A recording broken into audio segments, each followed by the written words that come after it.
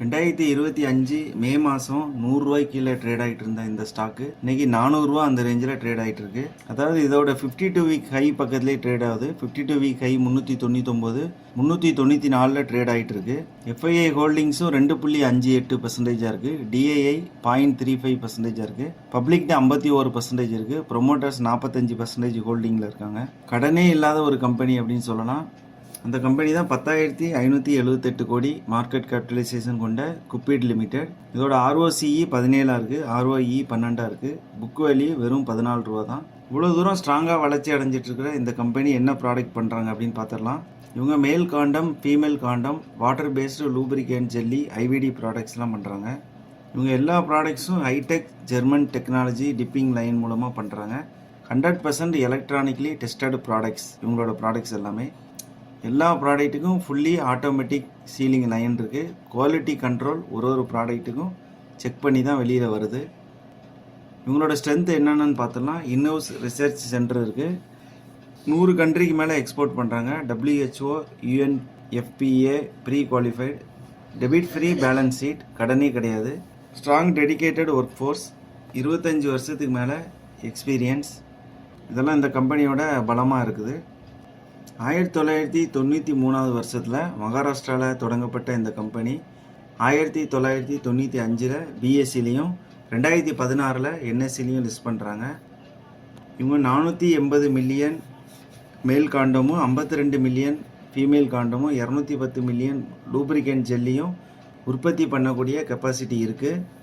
இவங்களோட manufacturing centre பாம்பேயில் 200 kilometre தூரத்தில் நாசிக்கில் இருக்குது. இவங்க எக்ஸ்போர்ட் பண்ணக்கூடிய கண்ட்ரீஸ் லிஸ்ட்டு ரொம்ப பெருசு. South Africa, Burma, Sri Lanka, Pakistan, UAE, Kenya, USA, New Zealand, Australia, Nepal, Jamaica, Ukraine. இது ஒரு பெரிய நீளமான லிஸ்ட்டு. இவ்வளோ கண்ட்ரிக்கும் இவங்க ப்ராடக்ட் எக்ஸ்போர்ட் பண்ணுறாங்க. இவங்க ஆன்லைன் மூலமாகவும் நிறைய ப்ராடக்ட் சேல்ஸ் பண்ணுறாங்க. பிரேசிலேருந்து கிட்டத்தட்ட 40 கோடி மதிப்புள்ள டெண்டர் இவங்களுக்கு கிடச்சிருக்கு. சவுத் ஆஃப்ரிக்காலேயும் 5 வருஷத்துக்கு இவங்களுக்கு டெண்டர் கிடைக்கிறதுக்கு வாய்ப்பு இருக்குது.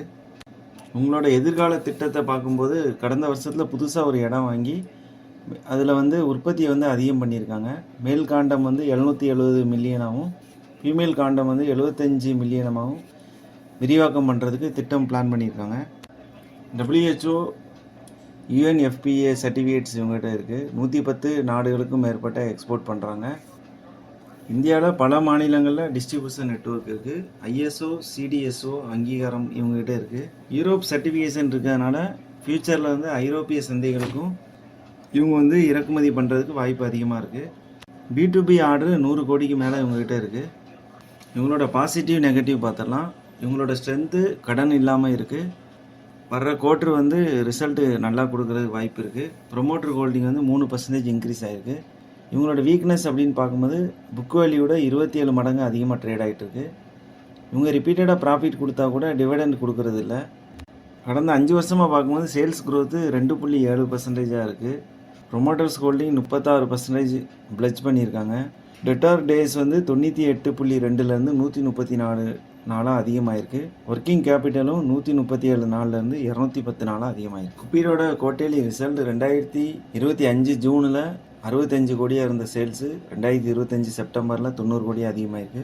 ஆப்ரேட்டிங் ப்ராஃபிட் ஜூன் 2025 21 கோடியாக இருந்தது. செப்டம்பர் 2025 34 கோடி ஆகிருக்கு. இயர்லி ரிசல்ட் பார்க்கும்போது 2024 மார்ச்சில் சேல்ஸ் 172 கோடியாக இருந்தது. ப்ராஃபிட் 51 கோடியாக இருந்தது. 2025 மார்ச்சில் சேல்ஸ் 183 கோடியாகவும் ப்ராஃபிட் 42 கோடியாகவும் இருக்குது. குப்பீட் லிமிடெட் ஸ்டாக்கை பற்றி போதுமான அளவுக்கு டீட்டெயில் பார்த்துட்டோம். மீண்டும் ஒரு நல்ல ஸ்டாக்கோட உங்களை சந்திக்கிறேன். தேங்க்யூ.